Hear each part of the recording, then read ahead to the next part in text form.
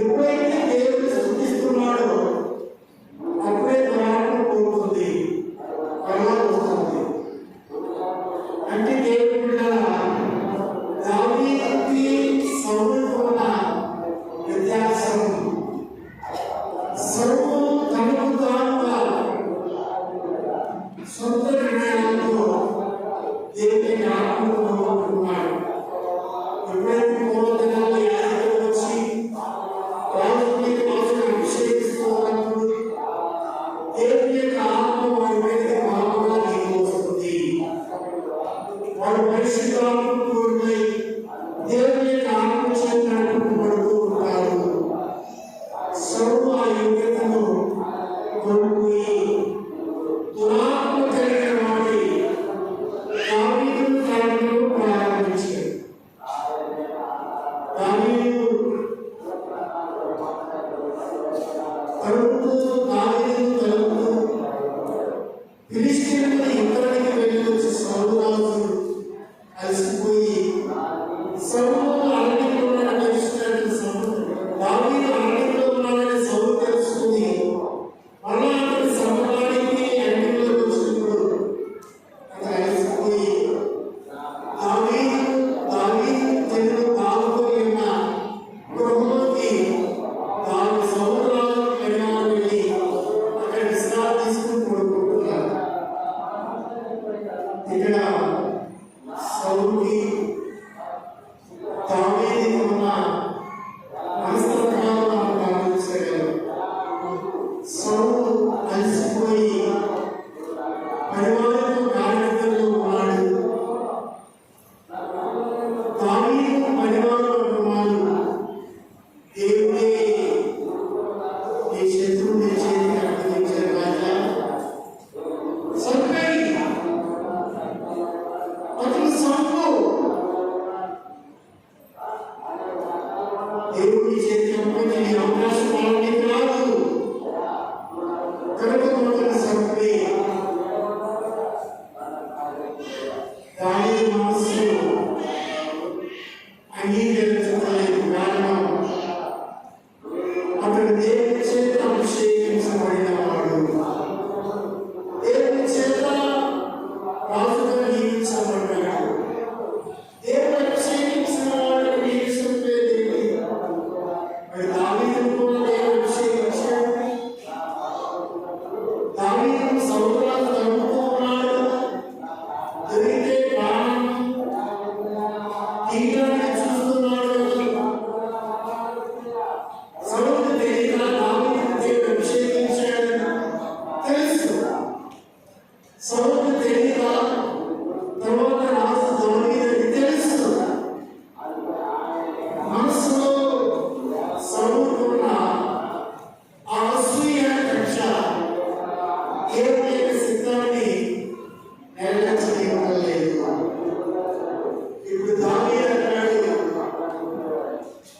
నేను అలా చేయను, అలా చేయకపోతే నేను చంపుతామని ఎదుగుతాను. ఆ దావీదు పరివారాన్ని కూడా ఆపేసింది. మీరు వెళ్ళడానికి వీల్లేదు. దేవుని బిడ్డల అక్షరులు ఒకటో సమయం గ్రంథం 24వ అధ్యాయం 5వ వచనం చదవండి. సౌలు రాజు యొక్క వస్త్రములు మాత్రమే కోసినందుకే దావీదు మనసు నొచ్చింది. దావీదు మనసు చచ్చిపోయింది. సౌలు రాజు నిద్రపోతున్నాడు. నిద్రపోతున్న సౌలు రాజు యొక్క వస్త్రము చెంగు కోసే మానవాలుగా దానికే సౌలు రాజు వస్త్రము చెంగు దావీదు కోసినందున దావీదు మనసు చచ్చిపోయింది. అంటే దేవుని అభిషేకించిన రాజు యొక్క వస్త్రము చెంగు కూడా పోయడానికి దావీదు ఇష్టపడలేదు. అందుకే ఈరోజు అవసరం దేవుడికి బిడ్డలు అవసరం. దేవుడి బిడ్డలు ఎప్పుడు ఎక్కువ దూషించరు.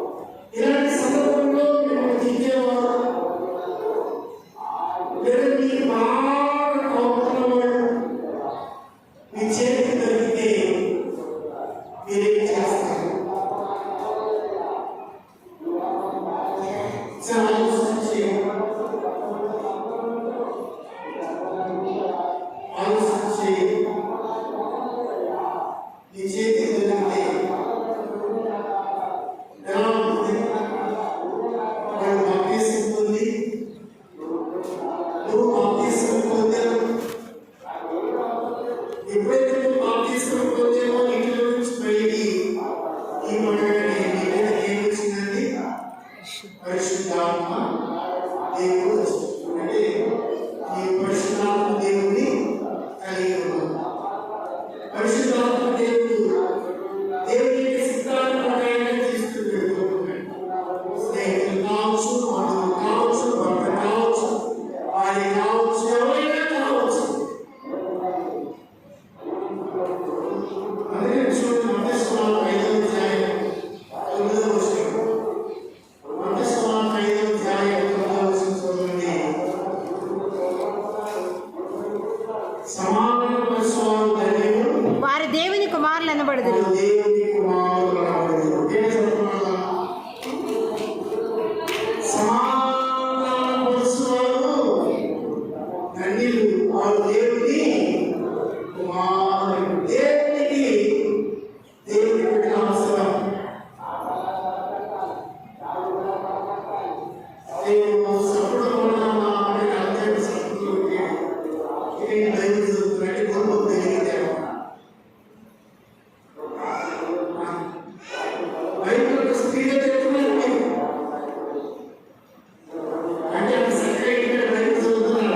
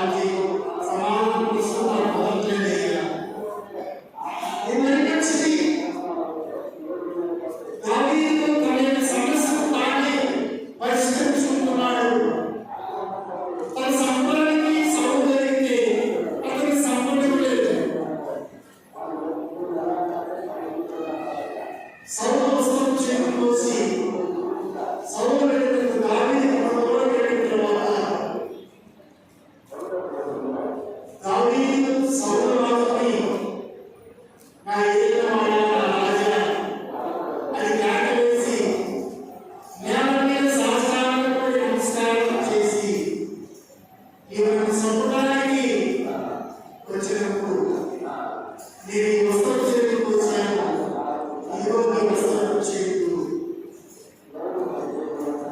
నేను హాని చేయలేదు, నేను ప్రాణహాని చేయను.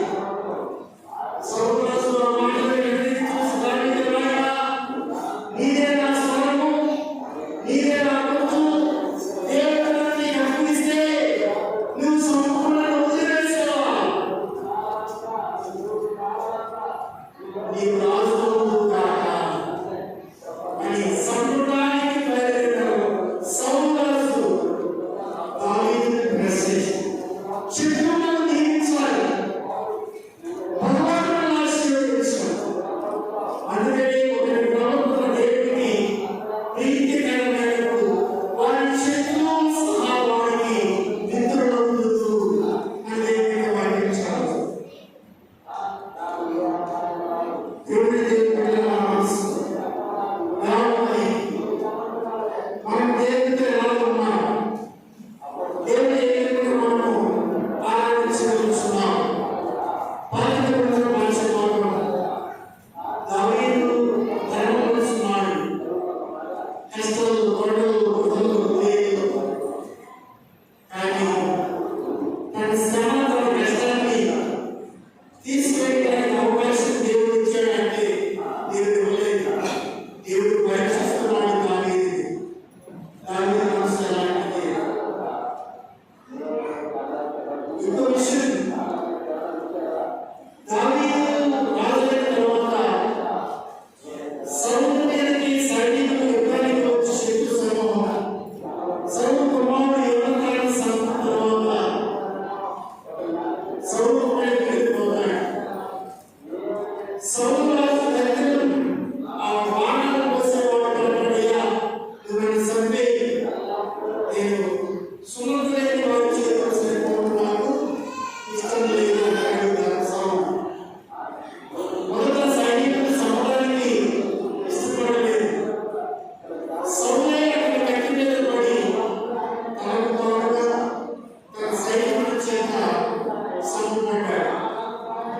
ఆ సంగతి ఆ పరివాడు దావీదు దగ్గర పరిగెత్తుకుంటూ వచ్చి అన్నాడు, అయ్యా నేను సౌలు రాజుని హతమార్చేయవలసిన ఉపయోగం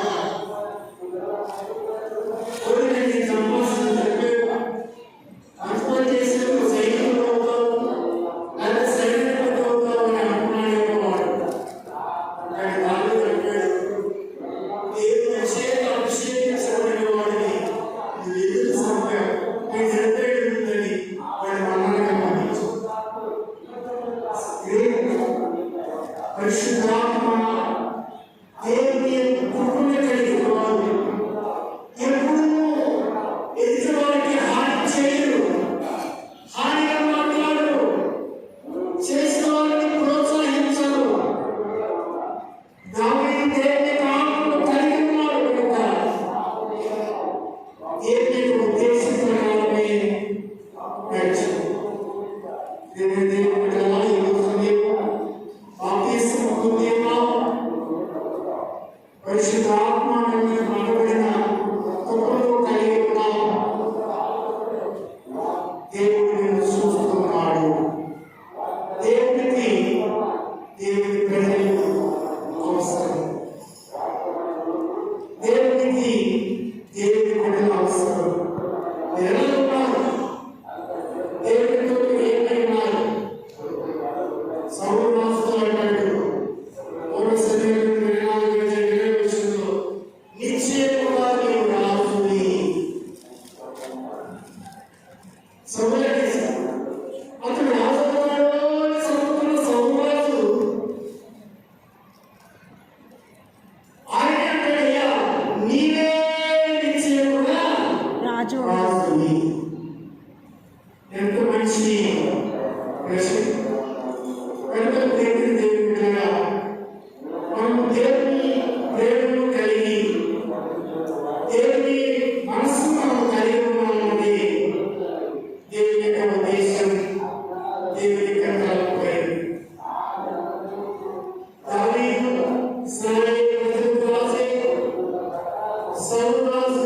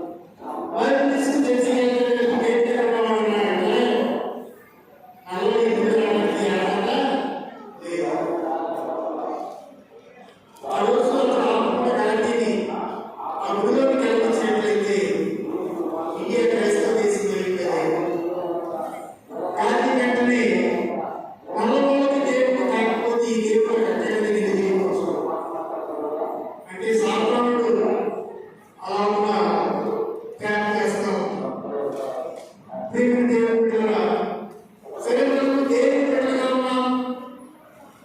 దేవుని మనసును కలిగి దేవుని స్థుతించి దేవుని ఆనందించే వారిగా మంచి మనసు మనం కలిగి ఉన్నాం.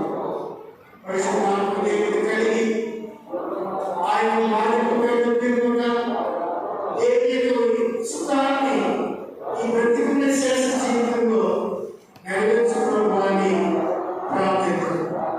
సువార్త మంచి మార్గంలో కదా పరిగెత్తుకున్న పిల్లలు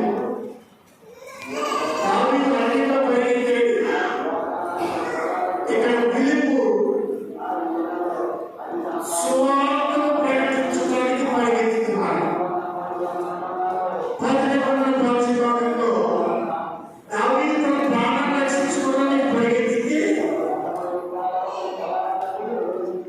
పిలుపు తన సువార్త క్రీస్తు యొక్క సువార్తను ప్రకటించడానికి పరిగెత్తున్నాడు. సంఘం విస్తరించాడు. సంఘ సంఖ్య పెరుగుతూ పరిశుద్ధాత్మతో నింపబడుతూ సంఘంలో అద్భుతాలు చూడబడుతున్నాయి. సంఘంలో జనసంఖ్య పెరుగుతున్నారు.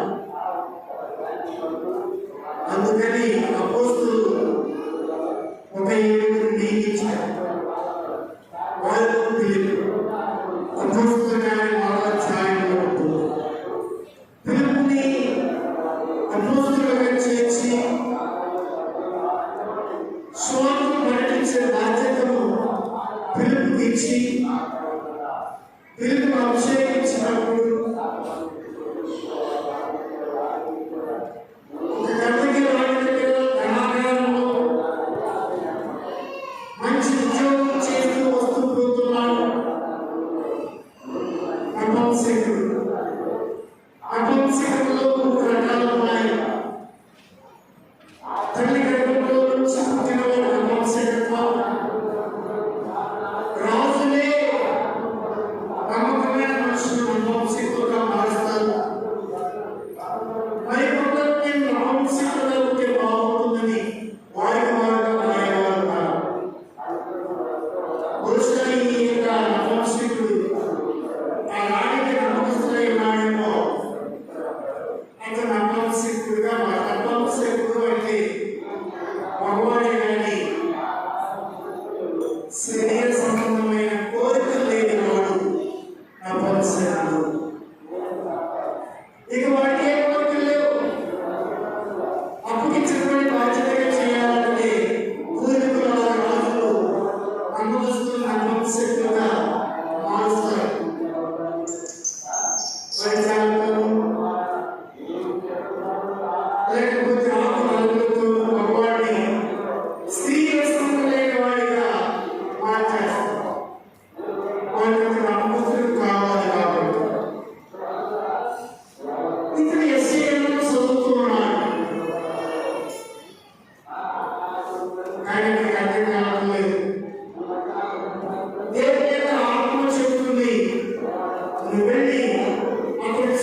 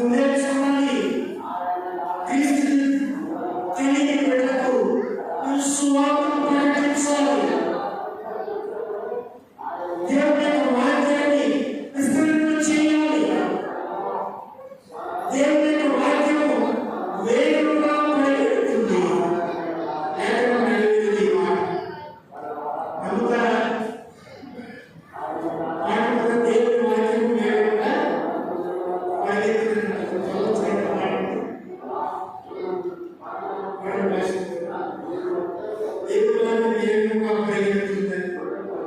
వేగముగా వేగముగా వేగముగా పరిగెత్తుతుంది.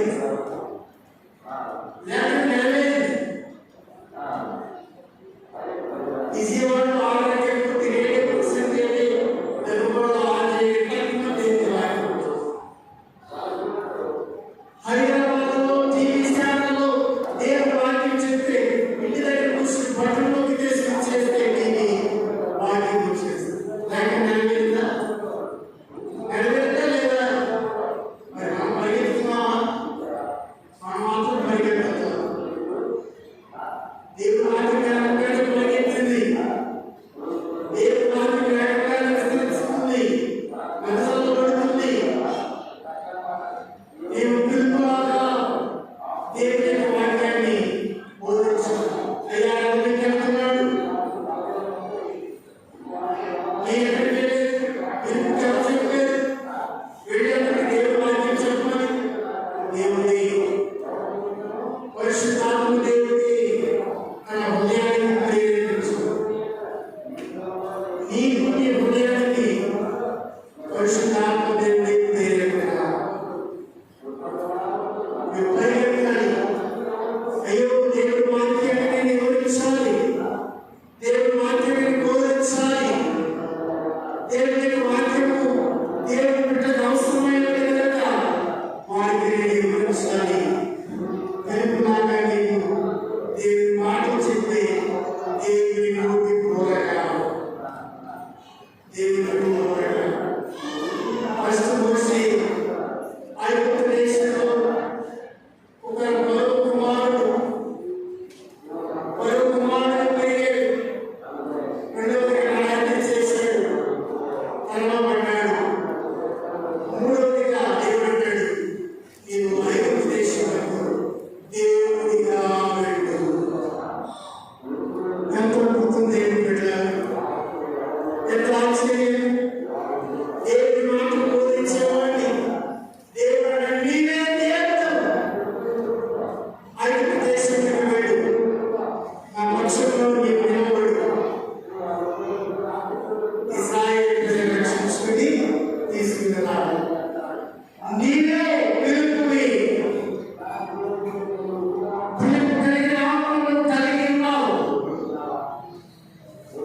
నీలో కలిసి నువ్వు పరిగెత్తుతూ వేగంగా వెళుతూ దేవుని స్వార్థ ప్రకటించాలని దేవుని యొక్క ఉద్దేశం, దేవుని యొక్క ప్రణాళిక. దేవుని బిడ్డలారా, అదే చూడండి. ఒకటో పేతురు రాసిన పత్రిక 2వ అధ్యాయం 9-10 వచనాలు చదవండి. అయితే చీకటిలో నుండి ఆశ్చర్యకరమైన వెలుగులోనికి మిమ్మల్ని పిలిచిన వారి గుణాతి చేయు ప్రస్తుతించే నిమిత్తము ఏర్పరచబడిన వంశము, రాజులైన యాజక సమూహము, పరిశుద్ధ జనము, దేవుని సొత్తైన ప్రజలై ఉన్నారు. ఎంత బిరుదు దేవుడు మనకి ఇచ్చాడు. మీరు దేవుని ప్రజలు, ఆయన సొత్తైన వారు. రాజులు, యాజకులు రెండు కలిపే మనల్ని. రాజు వేరు, యాజకులు వేరు. వాక్యమందులో కృపాయుడులో దేవుడు అంటాడు, మీరు రాజులైన యాజక సమూహములో చేర్చబడ్డారు. ఎంత యోగ్యతను, ఎంత ఆనందించిన దేవునికి మనం దేవుని యొక్క సువార్తను ప్రకటించే బిడ్డలుగా మనం ఉండాలి. సువార్తను ప్రకటించే వ్యక్తులుగా మనం ఉండాలి. సువార్తను ప్రకటించే భారమైన ప్రయత్నమైన ఒక నియమ నిబంధనలతో ఒక గోడను తీసుకుని మనము సువార్తను ప్రకటించు. దేవుని బిడ్డలారా, దేవుని యొక్క వాక్యము నిరర్థకము కాలేదు. మనం చెప్పిన వెంటనే వారు నమ్మకపోవచ్చు. కానీ దేవుని యొక్క వాక్యము అనేది వారి హృదయంలో పడితే అది ఎప్పటికైనా దేవుని యొక్క కార్యము చేస్తుంది. అయితే దేవుడు నీ పని నువ్వు చేయి. దేవుడు పని దేవుడు చేస్తాడు. ప్రకటించు, ప్రకటించు. ఆపరేషన్ వాళ్ళు కలిగి దేవుని బిడ్డలను, దేవుని పరిపాలనను ఉపయోగించిన ప్రారంభంలో దేవుడు పని నువ్వు చేసేయా, నా పని నేను చేశాను. దేవుడి పని దేవుడు చేయగా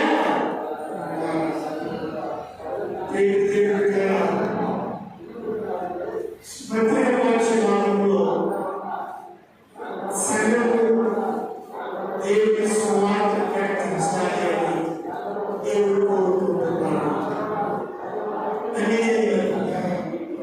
క్రీస్తు లేని సల్లారిపోయి, ఆత్మీయ జీవితంలో సల్లారిపోయి, దేవుని వాక్యం నిర్లక్ష్యం చేస్తూ, ప్రార్థన నిర్లక్ష్యం చేస్తున్న వారికి దేవుని వాక్యము దేవుని సన్నిధిని నిర్లక్ష్యం చేయాలి.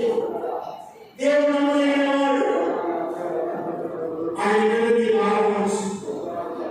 నువ్వు ప్రకటించాలని దేవుడి దేవుడు. దేవుడి దేవుడిగా మీరు అలాగ మీరు దేవుడికి రాకుండా నమ్మకమైన బిడ్డగా ఉండాలని దేవుడి ఆశిస్తున్నాను. సువార్త పరిచయం వల్ల దేవుని బిడ్డలు పరలోక రాజ్య వారసులు. సువార్త పరిచయం అవసరం. దేవుని బిడ్డలు పరలోక రాజ్యపు వారసులు. మత్తయి సువార్త 4:26 చదవండి. మరియు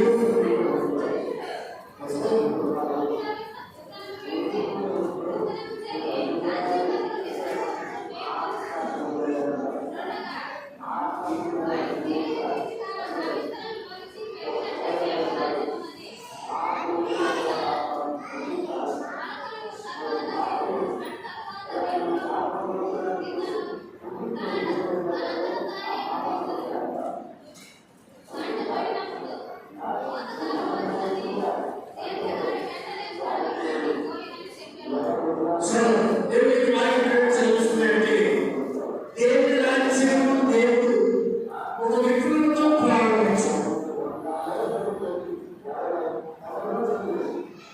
పూర్వములన్నిటికంటే విలక్షణమైనది ఆలోచించాడు. విగ్రహం చిన్నదే, అది ముగిస్తే మొక్క చాలా పెద్దదిగా ఉంటుంది. దేవుని యొక్క వాక్యం అనేది హృదయంలో చిన్న మాట్లాడబడుతుంది.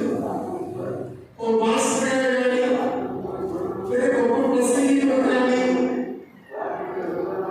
లేదా నీవు సభలో ఉన్నా కానీ గంట చెప్పిన వాక్యము మనసును తాగదు. ఈ గంట సేపు అనేది 40 నిమిషాల్లో ఏదో ఒక చిన్న మాట ఈ హృదయాన్ని తాగుతుంది. ఆ వాక్యం నేను పట్టుకుంటుంది. అది ఎవరికైనా ఆలోచించలాంటి విత్తనం వాక్యము హృదయంలో నేలలో నాటబడినప్పుడు అది మొలిచి తెలియకుండానే పెద్దదై ఆకాశ పక్షులు వచ్చి ఆ చెట్టు మీద అంతగా అది వ్యాప్తి చెందుతుంది. అలాగే దేవుని యొక్క వాక్యం హృదయం దేవుని యొక్క వాక్యం చేత నింపబడాలి. ప్రారంభంలో కొద్దిగానే ఉన్నా అది పోగొట్టు పెద్దదవుతుంది.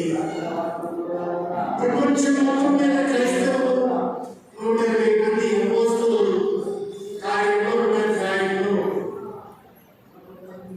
120 మంది ప్రారంభంలో ఇచ్చారు.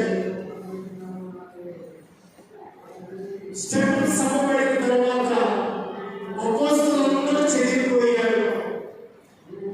తోమ వచ్చాడు ఇండియాకి. అలాగే ప్రపంచ నలుమూలలకు వెళ్ళారు, సువార్తను ప్రకటించారు. ఈ రోజున ప్రపంచంలో క్రైస్తవ సంఖ్య ఎక్కువగా 120 మంది చిన్న విగ్రహ వాక్యం. దేవుని వాక్యం కూడా అంటే హృదయంలో పెట్టబడుతుంది. అది పెరిగి పెద్దవై వ్యాప్తి చెందినట్లుగా దేవుని రాజ్యం వాళ్ళలో ఉంటుంది. చిన్న సమస్యలో బాధలో నువ్వెన్నో చిన్న దేవుని వాక్యం మాట నీకు నష్టపడినప్పుడు అది నేను ఎక్కడ తీసుకెళ్తుందంటే పరలోక రాజ్యం వరకు తీసుకుంటుంది. అక్కడ అక్కడ ఆశ్చర్యం దేవుని పెట్టాలి. దేవుని యొక్క వాక్యం అనేది మన హృదయంలో అది ప్రవేశించినప్పుడు, అది మనతో ఉన్నప్పుడు ఆ చిన్న వాక్యము మన హృదయాలకు పలికి కావాలని దేవుని యొక్క ఉద్దేశం. మార్టిన్ లూథర్ గారు రోజుకి 3 గంటలు ప్రార్థన చేసేవాడు.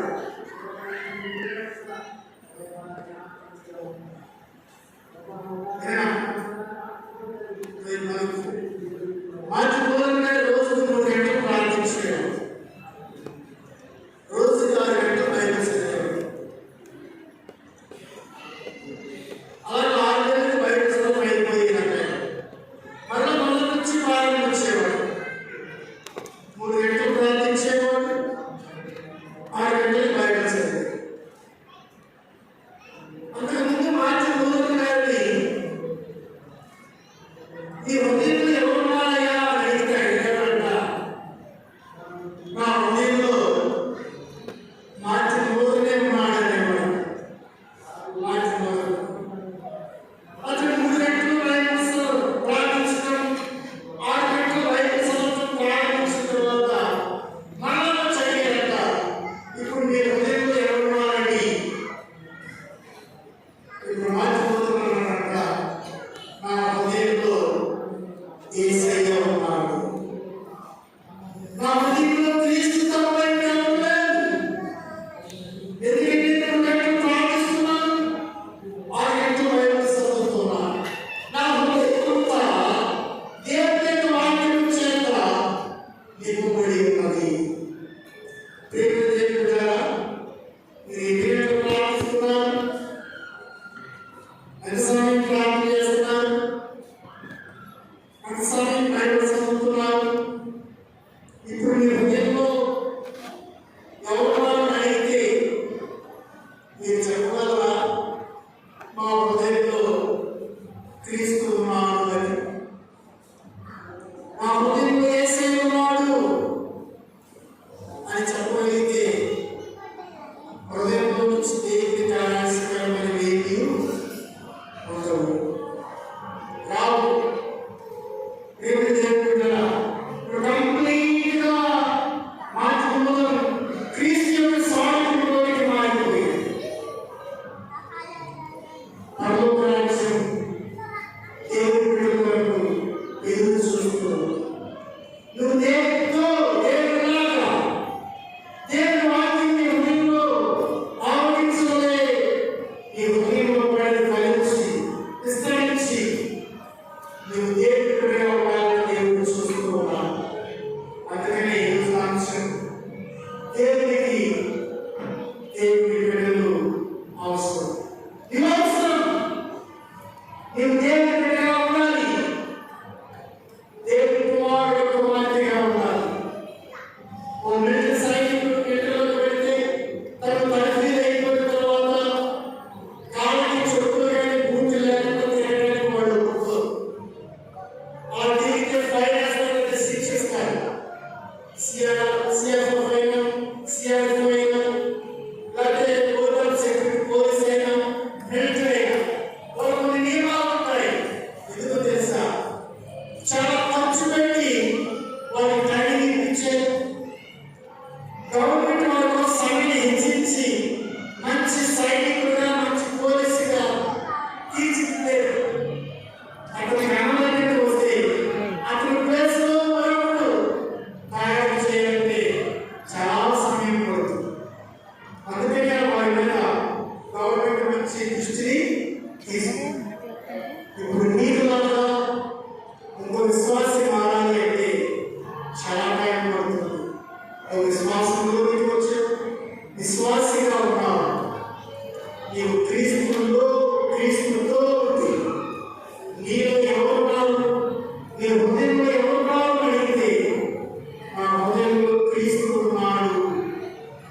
అని చెప్పగలిగే